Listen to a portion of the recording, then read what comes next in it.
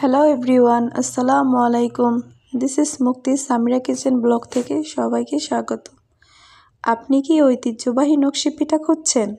মুচমুচে মজাদার নকশি পিঠা খুঁজে পাচ্ছেন না?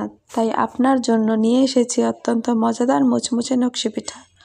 আমাদের এই পিঠাগুলো হচ্ছে গ্রাম্য পরিবেশে তৈরি করা। আমাদের পিঠাগুলো অত্যন্ত সুস্বাদু ও মজাদার, মুচমুচে। আপনি নিশ্চিন্তে অর্ডার করতে পারেন। আতপ চালের গুঁড়া দিয়ে তৈরি হয় আমাদের এই নকশি পিঠা, 100% সেফ। আমাদের কাছে আরও পাবেন ঝিনুক বা শামুক পিঠা। আমরা এই দুইটা পিঠাই অর্ডার নেই, ডেলিভারি দিই। আমাদের পিঠাগুলো 100% কেমিক্যাল মুক্ত, 100% অর্গানিক পিঠা। এই পিঠাগুলো চাইলে আপনারা প্রায় 2 থেকে 3 মাস সংরক্ষণ করে খেতে পারেন। আমাদের প্রিয় কাস্টমার ভাই বোনেরা এত তাড়াহুড়ো করে অর্ডার দেয়।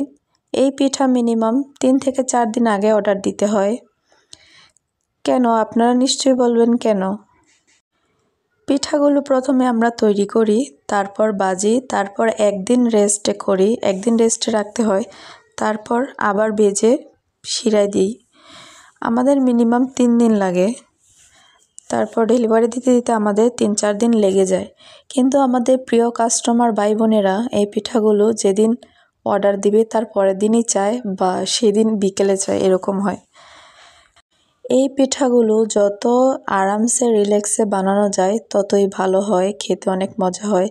তাড়াহুড়োর জিনিস কখনোই ভালো হয় না। আমরা কাস্টমারদের দিতে চাই না, কারণ তাড়াহুড়োর পিঠা কখনোই ভালো হয় না, পরে আমাদের বদনাম হবে। তাই আমরা 3 থেকে 4 দিন পরে পিঠাটা দিই। কারো আর্জেন্ট থাকলেও আমরা পিঠা দিই না, কারণ আমাদের বদনাম হয়ে যাবে পিঠাগুলো যদি মুচমুচে না হয়। মিনিমাম 3 দিন সময় লাগে, না হলে ভালো মুচমুচে করবে না।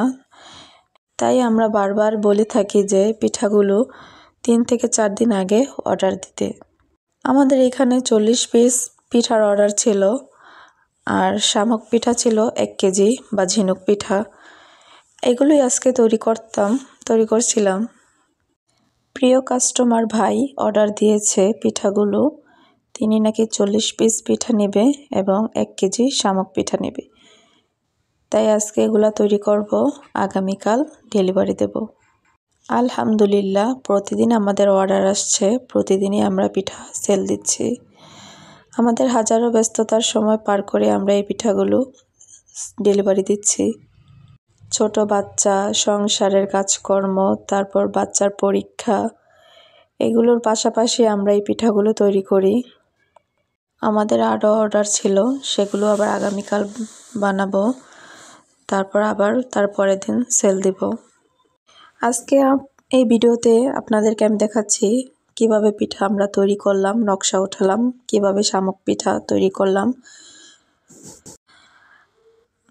নেক্সট পার্ট পরের ভিডিওতে দেখাবো কিভাবে ভাজলাম, শিরায় দিলাম, ডেলিভারির জন্য প্যাকেটিং করলাম, বক্সিং করে রেখে দিলাম। তারপর পিঠাগুলো ডেলিভারি ম্যান পিঠাগুলো সেল করে দিল।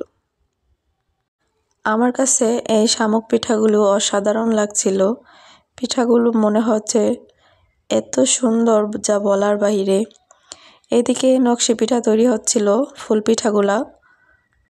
পিঠায় যত সুন্দর নকশা হবে পিঠা কিন্তু টেস্ট তত সুন্দর আসবে, কারণ ডিজাইনের উপর নির্ভর করে পিঠায় কি শিরা ঢুকবে, ভালো করে ভাজা হবে কিনা, এরকম।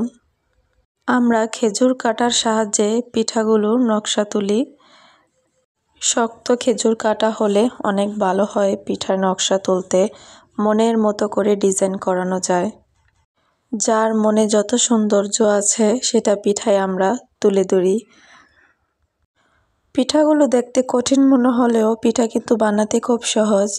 শুধু চোখে দেখলেই মনে হবে পিঠাগুলো কঠিন, কিন্তু হাতে ধরে পিঠা তৈরি করলে একদমই কঠিন না।